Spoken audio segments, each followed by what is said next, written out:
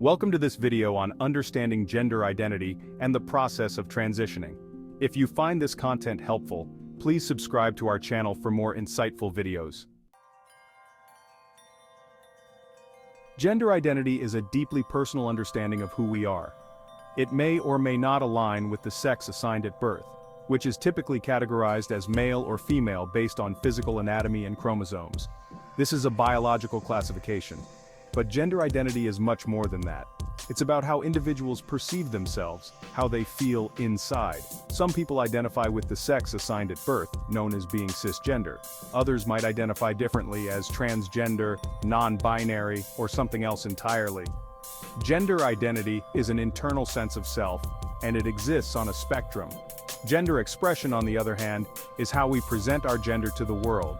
This includes clothing, behavior, hairstyle, and other external markers. Gender expression can vary widely, and it might or might not align with traditional expectations of masculinity or femininity. While societies have traditionally recognized only two genders, male and female, often referred to as binary genders, many people do not fit neatly into these categories. Terms like non-binary, genderqueer, and gender fluid describe identities that don't conform strictly to male or female. Recognizing and respecting this diversity is crucial for a more inclusive understanding of gender. Gender dysphoria is a psychological condition where a person experiences distress or discomfort because their gender identity does not align with the sex assigned at birth. This disconnect can lead to significant emotional pain and mental health challenges. Gender dysphoria can vary in intensity and can manifest in different ways. For some, it's a persistent, deep discomfort. For others, it may be triggered by specific situations, like using public restrooms or being addressed by certain pronouns. The impact of gender dysphoria on mental health can be profound, leading to anxiety, depression, and in some cases even suicidal thoughts if not addressed.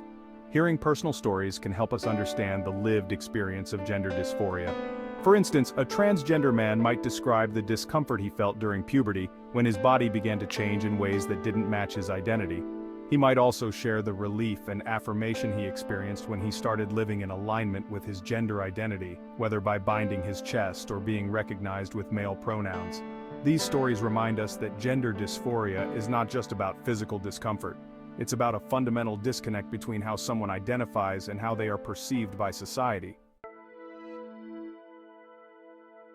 Gender transition is the process of aligning one's external life with their gender identity, rather than the sex assigned at birth. Transitioning can take various forms, and it's a highly personal journey that looks different for everyone. Social transition. This involves changes in name, pronouns, and gender expression. For many, this might mean dressing in a way that feels more authentic to their gender identity, or asking others to use a different name or pronouns. Social transition doesn't necessarily involve any medical steps, and for some, it's the first and perhaps only step in the transition process. Medical transition. Some individuals opt for medical interventions like hormone therapy or surgeries to help their bodies align more closely with their gender identity. Hormone therapy might involve taking estrogen or testosterone, leading to changes in things like voice pitch, muscle mass, or breast development.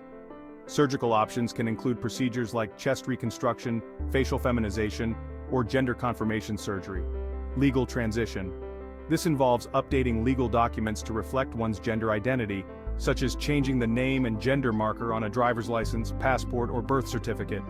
Legal transition can be a complex process, as the requirements and laws vary widely depending on where you live. It's important to recognize that not everyone will pursue all these aspects of transition. Some may choose only to socially transition, while others might find medical or legal changes crucial to their sense of self. There's no single path that defines a complete transition. Each person's journey is unique and valid.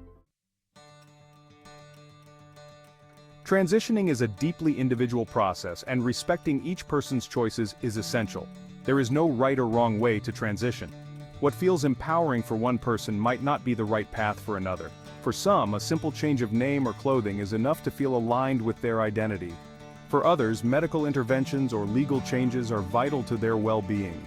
The diversity of transition experiences reflects the broader diversity of human experiences. Each person's journey is shaped by their identity, circumstances, and personal desires. As our understanding of gender continues to evolve, it's crucial to support people in their transition, respecting their choices and ensuring access to the resources they need.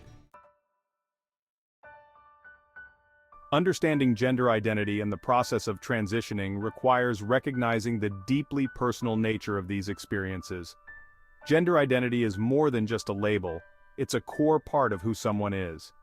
Gender dysphoria highlights the emotional and psychological impact when this identity is not affirmed, and transitioning is about finding alignment and authenticity in one's life. By acknowledging and respecting the spectrum of gender identities and the diversity of transition experiences, we can help create a more inclusive and supportive society for everyone, regardless of where they fall on the gender spectrum. If you found this video helpful, please give it a thumbs up and subscribe to our channel for more content like this. Thank you for watching.